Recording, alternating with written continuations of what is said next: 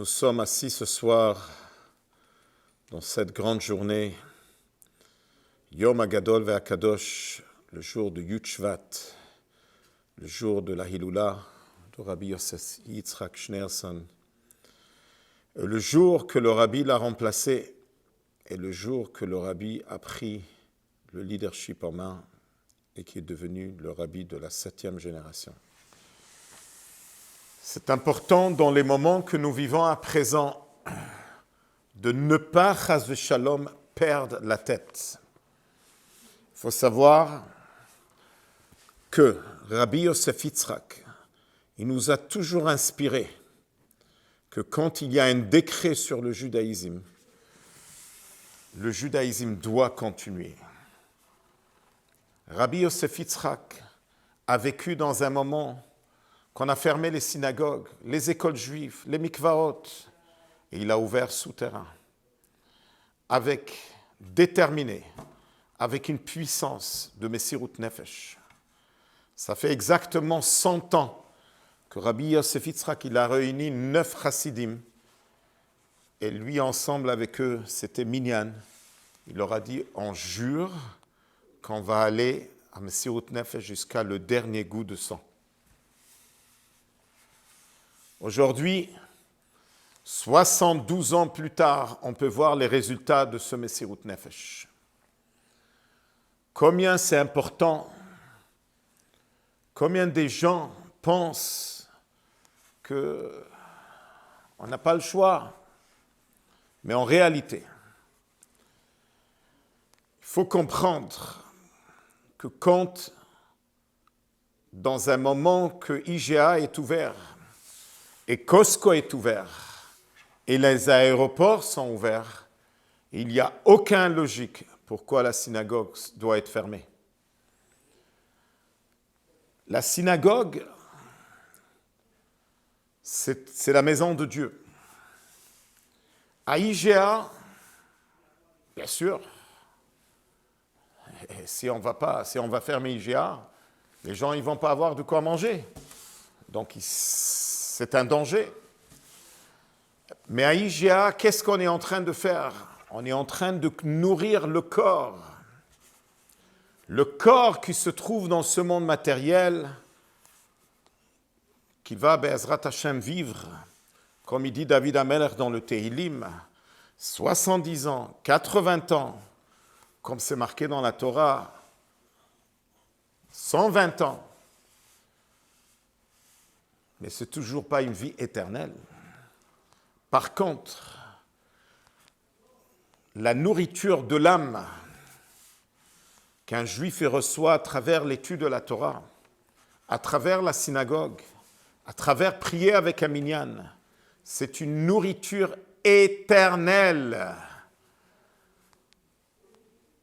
Et donc, il ne faut pas perdre la tête dans des moments pareils.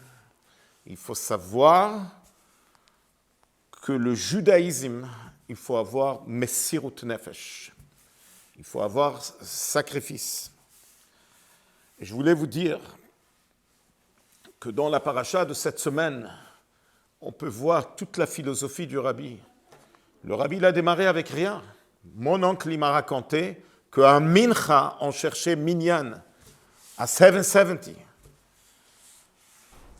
Combien de chassidim sont morts chez les communistes, combien de chassidim sont morts à la Shoah, et le Rabbi qui était la 7e génération, mais il devait démarrer de rien.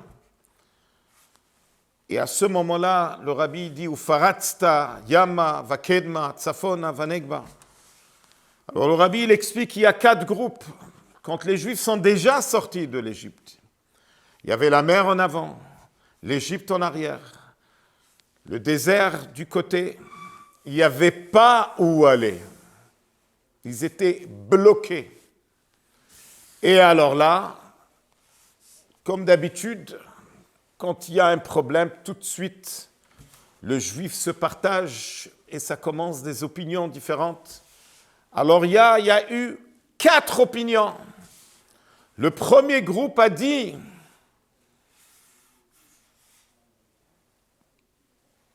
on va se jeter dans la mer. On va se suicider.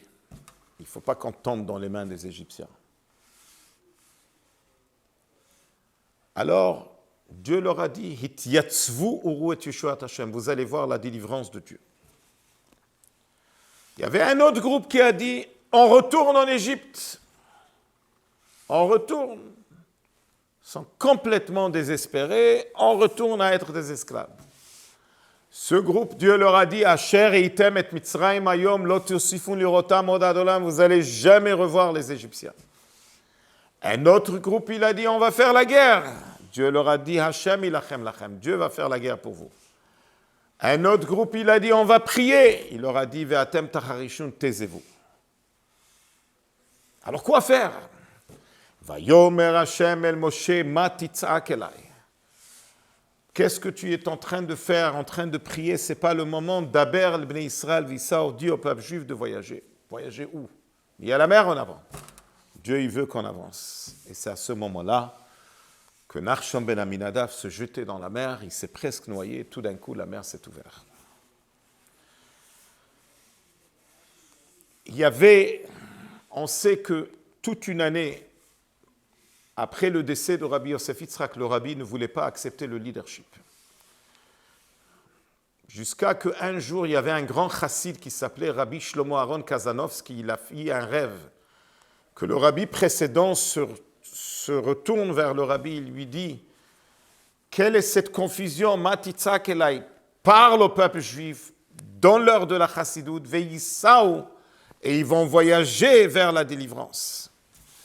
Donc on comprend que le leadership du rabbi, c'est un autre genre de leadership. Ce n'est pas encore un tzaddik qui est descendu sur terre, encore un leader qui est descendu sur terre. Le leadership du rabbi, c'était pour préparer le monde pour la délivrance. Et c'est pour cela qu'il y a ce qui est arrivé chez le rabbi, c'est quelque chose qui n'est jamais arrivé dans toute l'histoire du peuple juif, depuis qu'il existe 3334 ans. Qui se lève un leader et qui prend sur lui d'envoyer des rabbins dans chaque coin du monde. Pachout couvert la map du monde. Que le rabbi se lève et il dit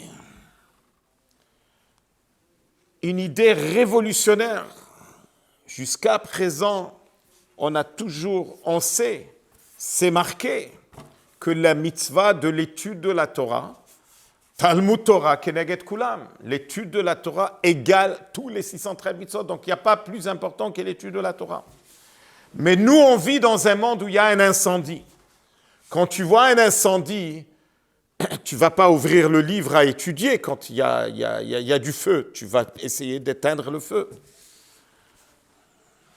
C'est pareil. Le rabbi pose une question. Il dit, normalement, quand Dieu il donne les 4 réponses, le groupe le plus dangereux qu'il faut le mettre tout de suite, il faut lui donner la réponse, qui se calme, c'est ceux qui veulent retourner en Égypte. Mais non, le premier groupe à qui Dieu il donne une réponse, c'est ceux qui veulent se jeter dans la mer. Comment est-ce possible? Mais retourner en Égypte, c'est très dangereux. Après tout ce qu'on a vu, ils veulent retourner être esclaves de Paro. Le rabbi vient avec une idée révolutionnaire. Il dit comme ça. Il y a des gens qui veulent se jeter dans la mer de la Torah, dans la mer de la prière, dans la mer de Tchouva. Qu'est-ce qui se passe avec être un autre juif? Je m'en fous. C'est pas mon problème. Le rabbi vient avec cette idée révolutionnaire. C'est le plus grand danger dans cette génération que nous vivons, où il y a des juifs qui se perdent tous les jours, où il y a une assimilation qui est en train de nous dévorer, penser qu'à soi-même, étudier la Torah jour et nuit et ne pas penser à un autre juif, c'est le groupe le plus dangereux. Incroyable. Et c'est à eux qu'il faut leur dire qu'il ne faut pas le faire. Après, on passe au deuxième groupe. Ceux qui veulent retourner en Égypte. Le rabbi il explique aussi d'une autre manière. On parle d'un juif qui étudie, un juif qui prie. Il est vraiment dans la Torah, mais il ne le fait pas avec joie. il lui manque la joie, alors il est toujours resté un esclave de Paro. Il fait parce qu'il n'a pas le choix. Il va même prier 3 fois par jour. Il n'a pas le choix. Il y a une tristesse qui s'est installée en lui et il est vraiment esclave de Paro. Après, il y a un 3e groupe qui est prêt à faire la guerre. Mais quand tu fais la guerre, tu t'occupes des autres choses à part d'avancer. Et là, on arrive au 4e groupe et la question se pose. Est-ce qu'il n'y a pas plus important que la prière? Selon la halakha, quand un juif il a un problème, il a un malheur, il prie à Dieu. Il n'y a pas plus important que la prière, c'est une mitzvah taseh min Torah. Et là, on lui dit de se taire. Ve'atem tacharishun, explique le rabbi. Quand il y a une situation d'un juif qui est en train de s'assimiler et toi, tu te mets à prier, c'est très bon. Mais tachlis, il faut le sauver. Qu'est-ce que tu fais pour le sauver? Eh bien, à ce moment-là, plonge dans la mer qui représente les obstacles, et avance. Avance, c'est-à-dire arrête-toi dans la rue et mets les tefilines à un juif.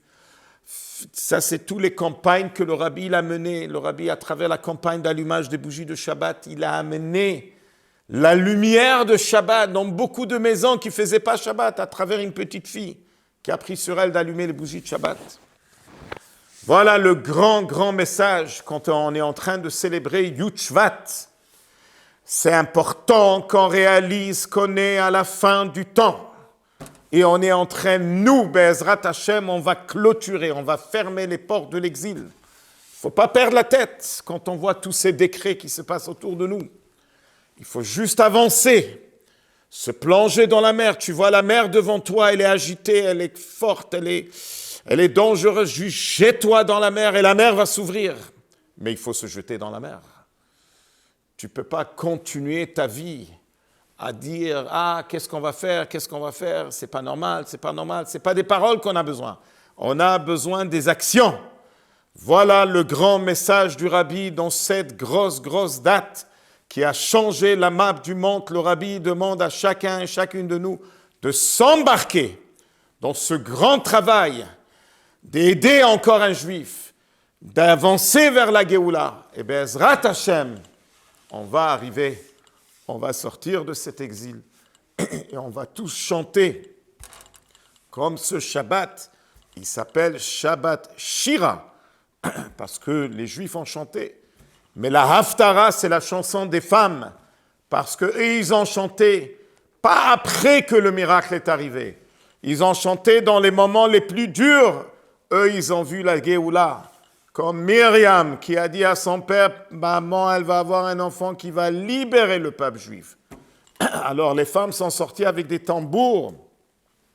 Et la Haftara, qui est le secret de la paracha, c'est pas la chanson des hommes, comme on fait la Haftara le 7e jour de Pessah, mais c'est la chanson des femmes, qui est une émouna dans les moments durs. On a confiance que tout ira bien et qu'on va sortir de cet exil. Bimhera beyamenu mamash Shabbat Shalom.